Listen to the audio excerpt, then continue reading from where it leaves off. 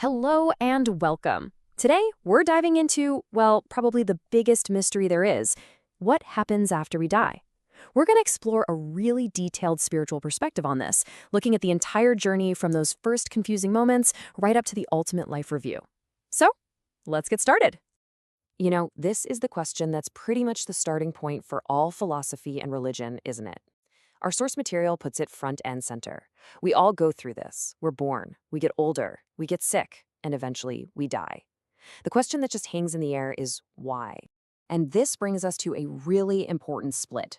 On one hand, you have science and medicine. They are absolutely brilliant at explaining how we die, right down to the nitty-gritty mechanics of the body. But what they often can't answer is why we die. What's the meaning of it all? And that's where spirituality comes in.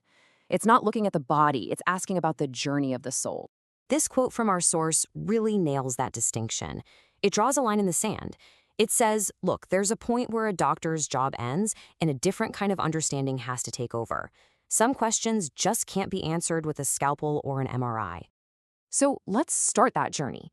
From this spiritual viewpoint, what happens in those first few moments right after death? Well, it all begins with a whole lot of confusion.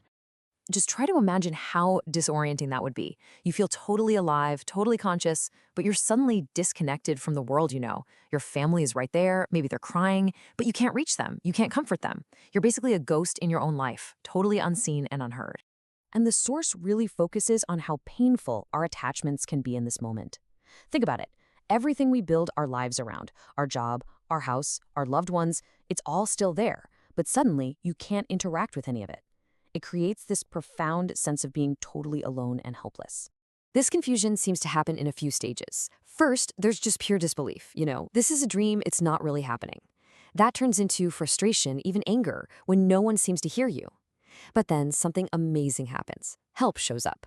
Maybe it's relatives who've already passed on, or spiritual guides. And get this, sometimes these guides take on familiar shapes, like a doctor or a nurse, just to gently break the news in a way we can understand. And it's through them that the soul finally gets it. Oh, I've died. Okay, so once the soul has accepted this new reality, it moves on to what might be the most important part of this whole journey, the life reveal. The source calls the mechanism for this the Shoma no Kagami, which basically means the mirror that reveals karma. The best way to think about it is like the ultimate movie of your life, played back on a spiritual screen, with you as the only person in the audience. The amount of detail here is just staggering. This isn't a highlight reel, not even close. It's everything. I mean, every single action, but also every single thought, every hidden intention, every feeling you never told anyone about. Nothing is left out. You watch it all with your guides, and the whole point isn't punishment. It's about self-realization, seeing your life for what it truly was. And just to be super clear about it, the source insists the recording is 100% complete. Think about that for a second. Every single moment captured. There are no deleted scenes, no director's cut. It's the raw, unfiltered footage. So who's the filmmaker behind this epic documentary? Well, according to this perspective, that's the job of your guardian's spirit. They've been with you the whole time, not as a judge, but as a completely impartial recorder. They were the cinematographer of your life's movie.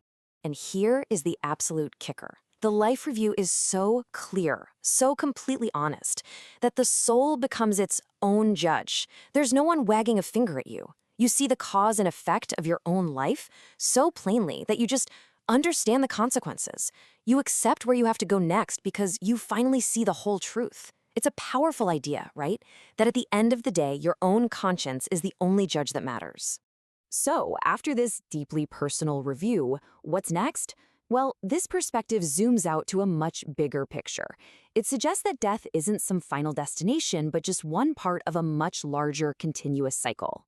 To explain this, the source gives us a really beautiful metaphor. Think of a single human life as just one leaf on a giant tree.